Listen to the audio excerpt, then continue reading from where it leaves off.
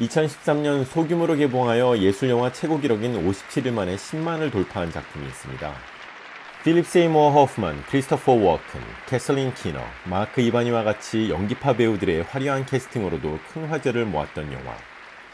야론 질버만 감독의 마지막 사중주입니다. 마지막 사중주의 원제는 A Late Quartet으로 번역하자면 크게 두 가지 뜻으로 해석이 되는데요. 하나는 한 작곡가가 인생 후기에 쓴 사중주 작품이란 뜻으로 이 영화에서는 베토벤의 후기 작품인 현악 사중주 14번을 뜻합니다. 그리고 또 하나는 어느 한 말년의 사중주단이라는 뜻도 있는데요. 바로 이 영화의 스토리가 퓨그 퀄텟이라는 현악 사중주 팀이 말년에 몰락해가는 이야기입니다. 영화 속에 나오는 현악 사중주 팀인 퓨그 퀄텟의 퓨그란 푸가라고도 하는데요. 음악용어로 돌림노래의 형태라고 하기에는 다소 설명이 부족하지만 그래도 돌림노래라고 하면 알 수 있듯이 누군가의 반주를 하기보다는 각자 솔로처럼 연주를 하면서 서로 화음을 맞춰나가는 그런 음악 구조를 말합니다. 이름 그대로 퓨그 퀄텟 멤버 한 사람은 각자 솔로처럼 안고 있는 사연들이 있습니다. 각자의 사연을 들어보기 전에 퓨그 퀄텟의 첼리스트인 피터가 베토벤 현악 사중주 14번에 대해 이야기를 하면서 이 영화의 본격적인 이야기가 시작되는데요. 이 영화 전체를 이야기하면서도 우리의 삶과도 결부되어 있는 이 이야기. 잠시 들어보시죠. For us, it means that playing for so long without pause, our instruments must in time go out of tune, each in its own quite different way. It's a mess. What are we supposed to do? Stop? Or struggle to continuously adjust to each other up to the end, even if we are out of tune? I don't know. Let's find out. 사실 이 첼리스트 피터에게는 큰 아픔이 있는데요. 1년 전 사랑하는 아내이자 메조소프라노 가수인 미리엄을 잃었는데 지금은 연주가로서는 치명적인 파킨슨병 초기 진단을 받았습니다. 베토벤 전곡 연주를 다 외워서 해보자는 제안을 하는 제2바이올린 주자 로버트는 어느 날 제1바이올린 주자를 해보고 싶다는 눌러왔던 심정을 멤버들 앞에서 토로합니다. 로버트의 아내이자 피터의 양딸인 비올리스트 줄리엣마저 로버트의 의견을 받아들이지 못하죠. 이에 부부는 크게 충돌을 하게 되는데요. 비올리스트인 줄리엣도 사연이 있죠.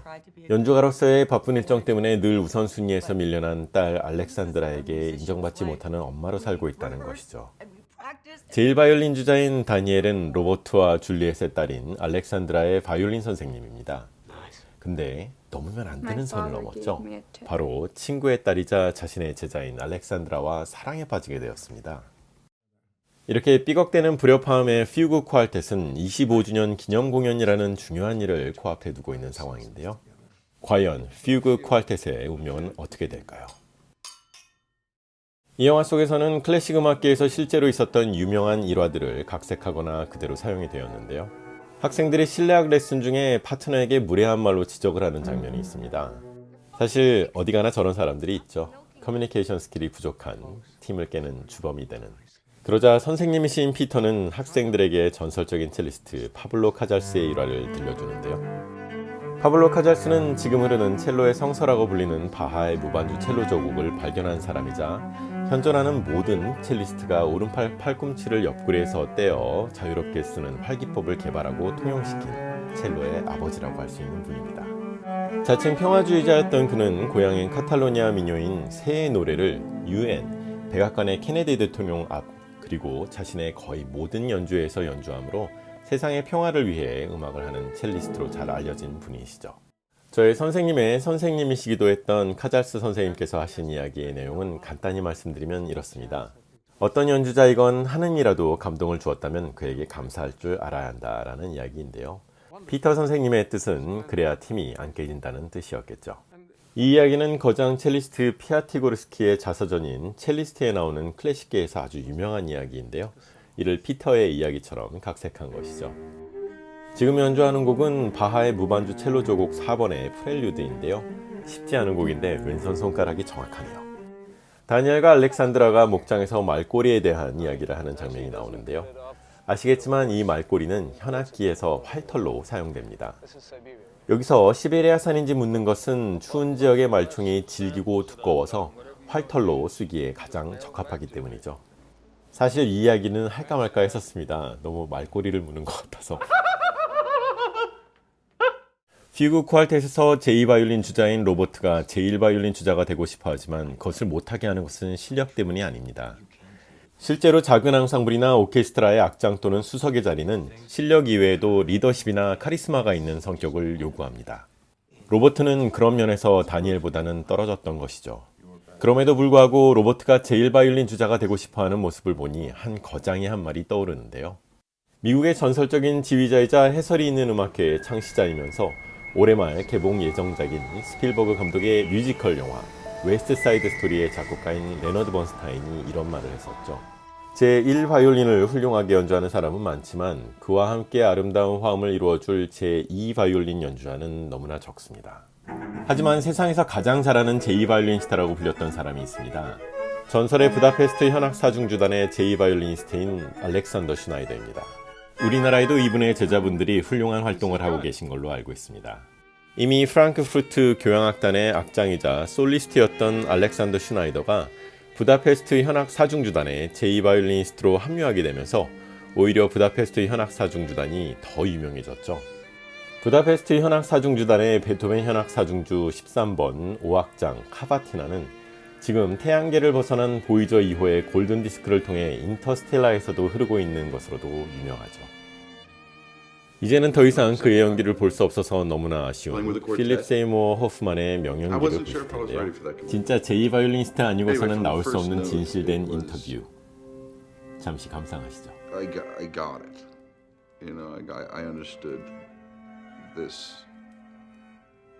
the dynamic of a quartet and how special that was to be a part of a group.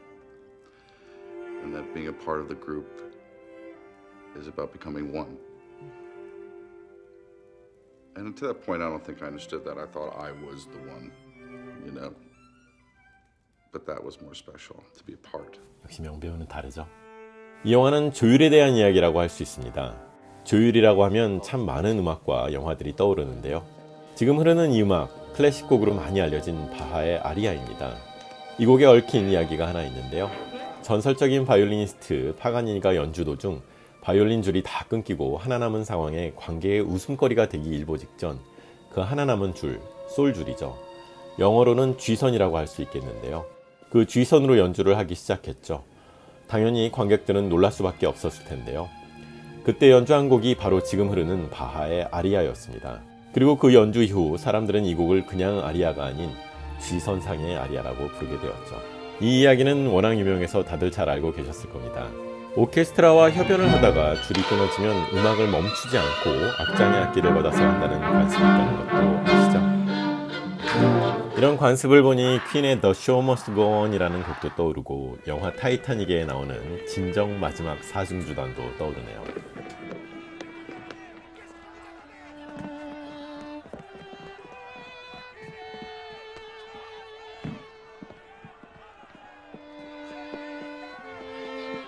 무대란 곳이 그렇게 끝까지 최선을 다하게 만드는 곳인 것 같습니다.